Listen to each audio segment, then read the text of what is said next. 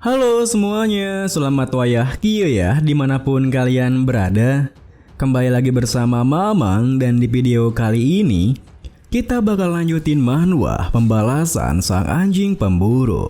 Kita masuk di part 49. Di awal video ini, meski Bicir merasa aneh kenapa Tudor bertingkah seperti itu, dirinya tetap kembali ke kamarnya seorang diri, di mana setibanya Bicir di kamarnya. Ia segera duduk di sebuah kursi, lalu mengambil sesuatu dari tasnya sembari berpikir. Ya, ini boleh juga. Sejak hari itu, tak banyak waktu sendiri yang kumiliki. Jadi, aku belum banyak mengorganisir juga. Lalu, ranah Swordmaster yang kucapai dengan blessing dari saintis kembali menjadi rank Supreme Graduator setelah hari itu. Meski begitu, peluang untuk merasakan ranah Swordmaster itu sudah hoki tersendiri. Selain itu, manfaat terbesar yang kudapatkan dari pertempuran ini adalah item ini yang kudapat dari melawan kenaik penjaga Dantalion. Kantong kulit ini kuambil dari bawahnya Dantalion. Saat keempat kantong kulit ini disatukan, keempatnya akan menyatu menjadi satu topeng yang besar. Dan kalau tidak salah, relik ini bernama Mask of Inhumanity, Fire Rescue Inhuman Beast of. Aku tak menyangka akan menemukan relik yang bisa menyaingi Demon Sword Beelzebub di sini. Aku sempat membaca soal ini di Compendium of All Things sebelum regresi. Topeng yang semakin kuat seiring dengan jumlah orang yang terbunuh. Konon, mengenakan topeng ini kemudian menghabisi manusia lain, dapat meningkatkan kekuatan setiap kematian musuh. Selain itu, topeng ini juga memberikan kemampuan degeneratif yang luar biasa serta penyimpanan mana. Apa kau coba saja ya? Kalau tak salah, disebutkan juga beberapa efek sampingnya. Baiklah, mereka kenakan topengnya. Wah, kekuatan dan auraku yang terkoyak setelah bertarung dengan Dantalion semuanya pulih dengan cepat. Tak seperti kemampuan degeneratif dari Master Salamander yang cocok dalam merestorasi anggota tubuh yang hilang. Topeng ini juga memulihkan stamina dan menghilangkan rasa lelah. Tapi rasanya aneh, kenapa sudut pandangku malah menurun? Selain itu, penglihatanku juga berubah menjadi warnanya hitam putih. Ternyata, tepat setelah Bicir mengenakan topengnya, tubuhnya pun berubah menjadi seekor anjing kecil, sebagai bentuk efek samping dari topengnya. Tentu saja, hal itu membuat Bicir merasa kepanikan, karena akan gawat jika ia tak bisa kembali ke tubuh aslinya. Untungnya, Bicir segera bisa kembali ke tubuh aslinya setelah ia memikirkan jika ia sangat ingin melepaskan topengnya. Hal itu pun membuat Bicir merasa jika kemampuan itu bisa merubahnya menjadi anjing suka hatinya. Berarti, itu lebih seperti kemampuan tambahan. Beruntungnya, Akademi Temeralang Murid memelihara hewan di asrama, hingga situasi ini bisa teradaptasi dengan mudah. Namun, belum sempat Bicir kembali mengenakan kepakaiannya. Tiba-tiba saja ia dikejutkan ketika mendengar sesuatu dari dalam tasnya, yang mana ternyata berasal dari Madame X yang nampak retak. Seketika itu juga, Bicir pun memakai pakaiannya kembali, lalu mengambil Madame X-nya sembari berpikir. Madame X-nya akan menetas ya? Apa gerakan yang sebelumnya itu tanda-tanda mau menetas? Madame X, dia monster tingkat tinggi yang berkali-kali nyaris menewaskanku dalam pertempuran. Bahkan, demon kuno yang menguasai neraka saja tak mau berurusan dengannya hingga sampai memberikan kaumnya tempat perlindungan yang aman di kedalaman abyss. Jadi, keturunan monster itu akan berbangkit sekarang ya. Lalu saat Bicir berpikir seperti itu, Madame X di tangannya pun benar-benar menetas, menunjukkan sosok laba-laba kecil berwarna abu yang begitu gemoy. Meski apa yang dilihatnya membuat Bicir terkejut. Apakah bola mungil berbulu itu bayinya Madame X? Atau disebut juga dengan Baby Madame? Ia lebih dikejutkan dengan suara Baby Madame-nya yang seperti seekor anjing. Hingga Bicir pun bertanya-tanya, apa mungkin Baby Madame itu mempelajarinya dari serigala yang ia kirim untuk mengasuhnya di zona? Kemudian, karena Baby Madame-nya yang bertingkah aneh, Bicir yang mengira jika itu merasa lapar pun segera memberinya sebuah dendeng. Akan tetapi, Baby Madame-nya sama sekali tak memakan dendengnya, yang membuat Bicir kebingungan, karena ia kira Baby Madame akan makan daging seperti Madame dewasa. Namun, karena membesarkan monster S-Class dari zona itu kesempatan yang jarang-jarang, Bicir pun memutuskan untuk mencari makanan yang cocok untuknya. Dengan begitu, Ia pun berjalan-jalan keluar di kamarnya dengan harapan akan menemukan sesuatu yang bisa dimakan oleh babi madamnya. Akan tetapi, tak berselang lama setelah ia berjalan, ia malah tak sengaja melihat sekelompok murid yang tengah menundung Peggy. Hingga seketika itu juga, Bicir bersembunyi untuk melihat situasinya terlebih dahulu sembari berpikir. Itu Peggy kan? Dan di depannya itu, dia, Granuel the Leviathan dari Fire Corps ya. Keluarga Leviathan, satu dari 7 keluarga besar dari Poison, runner-up tahun pertama dari Fire Corps. Dia dikenal sebagai orang yang sangat arogan. Kemudian, Peggy yang tak ingin terlibat masalah dengan mereka pun mencoba berusaha untuk pergi dari sana dan berkata, "Anu, apa aku boleh pergi sekarang? Aku cuma mau ke WC sebentar saja. Temanku sedang menunggu." Sayangnya, mereka tak biarkan Peggy begitu saja, di mana mereka segera menghalangi jalannya. Bahkan Grenoble dengan angkuhnya menuturkan, "Orang rendahan sepertimu sama sekali tak terlihat seperti seorang expert beginner. Aku jadi kesal setiap kali melihatmu. Apa kau tahu betapa besarnya penghinaan ini bagi orang dengan salah satu bangsawan yang bersekolah di akademi bersama orang biasa sepertimu? Seperti yang aku duga, kehadiranmu tak layak ada di sini. Keluarlah dari akademi ini, dari orang-orang yang berhubungan denganmu. Tanpa diukur pun levelmu sudah kelihatan jelas." Mendengar perkataannya, meski awalnya Peggy bisa menahan penghinaan terhadap dirinya, ia sama sekali tak bisa mentolerir penghinaan pada orang-orang terdekatnya. Hingga seketika itu juga, Peggy mencengkram kerah Grenoble sembari membalas, "Aku tak peduli kau mau menghina apa tentangku, tapi takkan ku maafkan kalau kau menghina teman-temanku." Tentu saja, tingkahnya yang seperti itu membuat Grenoble merasa kesal, hingga ia mendorong Peggy sembari menimpali. "Bagaimana kalau aku tidak mau berhenti? Hancurkan dia, guys." Seketika itu juga, Peggy yang kehilangan keseimbangannya hanya bisa menutup matanya ketika rekan Grenoble akan menghantamnya. Akan tetapi, karena tak ada sesuatu yang kunjung terjadi kepadanya, Peggy yang kembali membuka matanya dibuat terkejut ketika melihat teman-temannya, Tudor, Sancho bahkan Bicir yang telah tiba di sana tengah menahan geng Grenoble untuknya. Tentu saja, kedatangan mereka membuat Grenoble semakin merasa kesal. Meskipun begitu, Tudor yang kini berhadapan dengannya menegaskan, "Ternyata karena ini kau lama. Tak kusangka sampai ada kejadian begini. Kurang ajar sekali kau macam-macam dengan temanku." Melihat tingkahnya yang seperti itu, Grenoble yang tersenyum meremehkannya pun berkata, "Seseorang bisa dinilai dari kelompok yang dia bawa. Lihat dari teman-temanmu yang jelata ini. Aku bisa menilai levelmu, Tudor." Tudor pun menetapnya membalas, "Grenoble, apa kau sudah lupa soal pengajaran akademi yang mengatakan bahwa bangsawan dan rakyat biasa memiliki kedudukan setara di akan tempat ini?" Grenoble yang tak pedulikan hal itu pun menimpali, "Hah, memangnya kau bisa apa jika aku menolak hukum itu?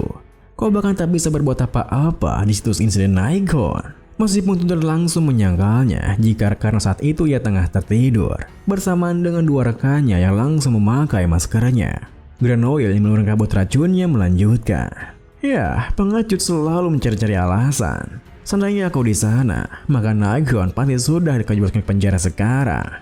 Seketika itu juga, Tudor yang berusaha menutup hidungnya berteriak, "Kau ingin menggunakan kekuatan wilayah akademi begini, hah?" Namun, meskipun Bicir menyadari jika racunnya itu mengandung racun pelumpuh, ia sama sekali tak berusaha menutup hidungnya seperti apa yang dilakukan oleh Tudor dan juga Peggy dan Sancho. Grenoble sendiri yang tak tahu akan hal itu semakin menyombongkan dirinya dengan berkata, "Ini cuma peringatan yang kecil bagimu, supaya kau tahu perbedaan kemampuan kita. Rasakanlah ketidakberdayaan kalian dasar pecundang."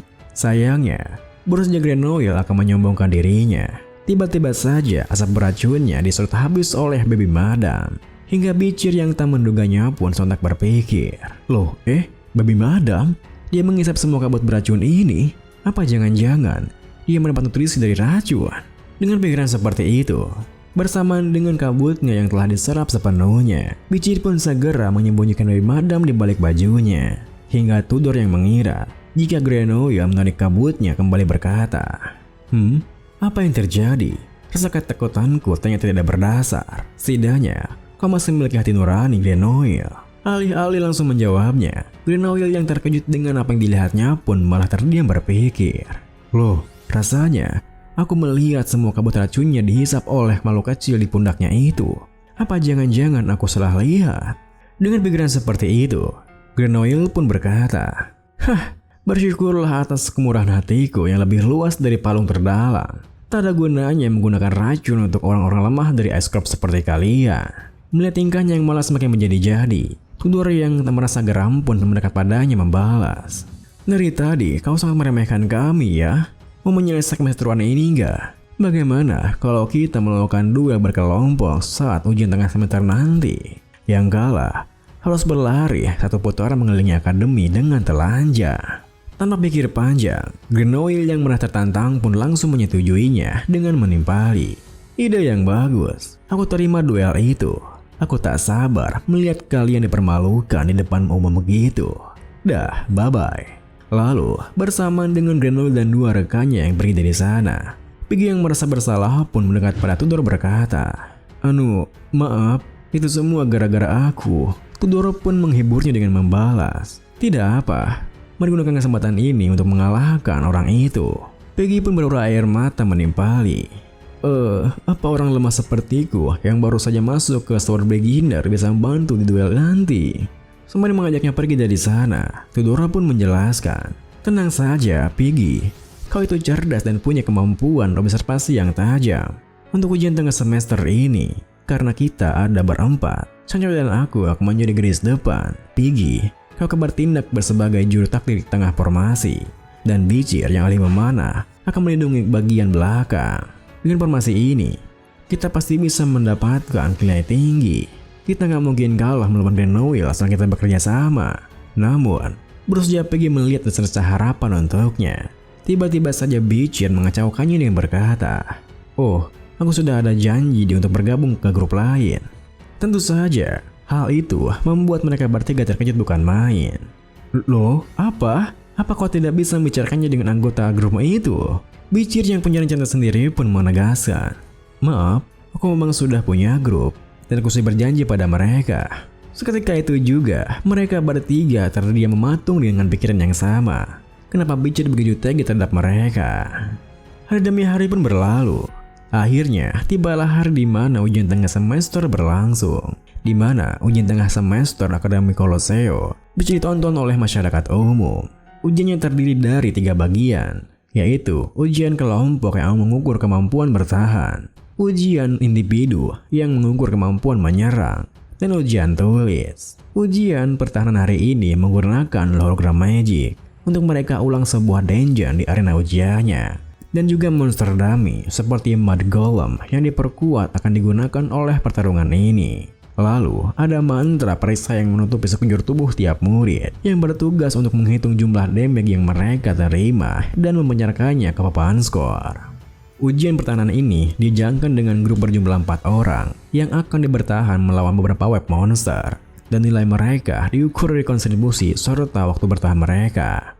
Para murid akan diberikan hit point atau HP yang berkurang setiap kali mereka terkena serangan monster. Begitu HP mereka turun ke angka 0, maka ujiannya akan langsung dihentikan. Ada 3 pola yang berlangsung selama setiap 20 menit, sehingga per grup murid perlu bertahan selama 60 menit untuk bisa menemukan nilai sempurna. Rekor tertinggi semester ini dipegang oleh sebuah grup dari angkatan tahun ketiga, party yang dipimpin oleh ketua OSIS Dolores, yang berhasil bertahan selama 58 menit, yang nyaris mendapatkan skor sempurna dan menorehkan rekor baru. Kini, setelah menyaksikan pertarungan party dan Dolores, Piggy yang menjadi strategi untuk grupnya pun menjelaskan, karena murid-murid tahun keempat tidak mengambil ujian ini, maka grup Dolores akan menjadi memuncak ujian kali ini. Murid tahun ketiga biasanya bisa mencapai pola ketiga, dan murid tahun kedua sampai pola kedua. Jadi, murid tahun pertama bisa mencapai peringkat atas hanya dengan bertahan selama 20 menit ya.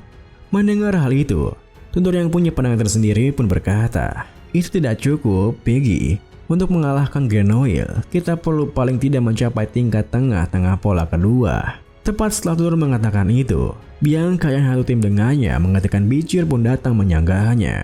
"Hah, nggak adanya diriku, maka kita pasti bisa melakukannya. Jadilah tank yang berguna dan tahan monster-monster itu dariku, biar aku yang melakukan sisanya."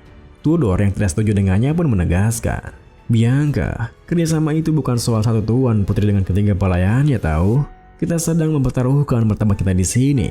Jadi, jangan bercanda begitu. Bianca yang begitu percaya diri pun tersenyum berkata, tenang saja, toh aku juga tidak mau melihat tubuh bogilmu yang mengotori mataku, Tudor. Melihat tingkah mereka yang seperti itu, Sancho yang mencoba mulai mereka pun membalas, hei, jangan bertarung sebelum waktunya begini. Meski hal itu membuat Peggy merasa jika Tudor dan Bianca tidak akan pernah bisa akur. Peggy lebih penasaran kenapa Bitchir bergabung ke grup lain. Bitchir sendiri yang kini bergabung dengan trio Kokorbet Bool menegaskan, dengar, aku tak ingin membuat diriku mencolok. Aku sudah mengundang banyak perhatian baru-baru ini.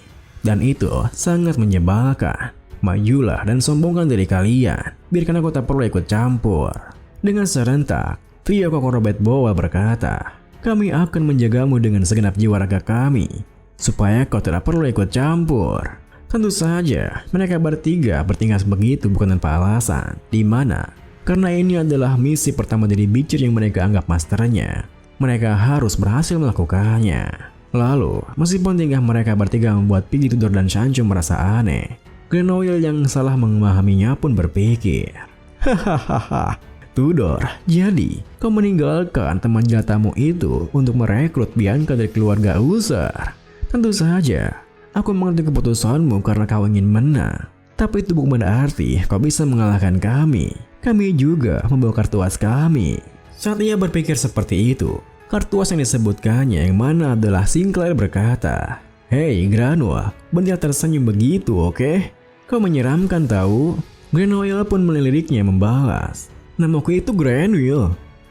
Kau harus berterima kasih karena telah membiarkanmu bergabung denganku, orang jelata. Dengan wajah polosnya, Sinclair menimpali. Ya, aku tak suka dengan ini, tapi sebagai rekan tim, mari kita bekerja sama untuk mendapatkan nilai yang maksimal. Tadi siapa namamu? Gulalia. Tentu saja, tingkahnya yang seperti itu yang tak bisa mengingat namanya, membuat Grenoille merasa kesal hingga berteriak. Namaku itu Grenoille, sialan. Video ini pun diakhiri dengan begitu, mereka yang telah bersiap dengan grupnya masing-masing. Seperti geng Grenoille dan Sinclair di grup 69, trio Kokorbet Bool dan Bitchir di grup 108, serta Tudor, Piggy, Sancho dan juga Bianca di grup 19 memulai ujian tengah semesternya.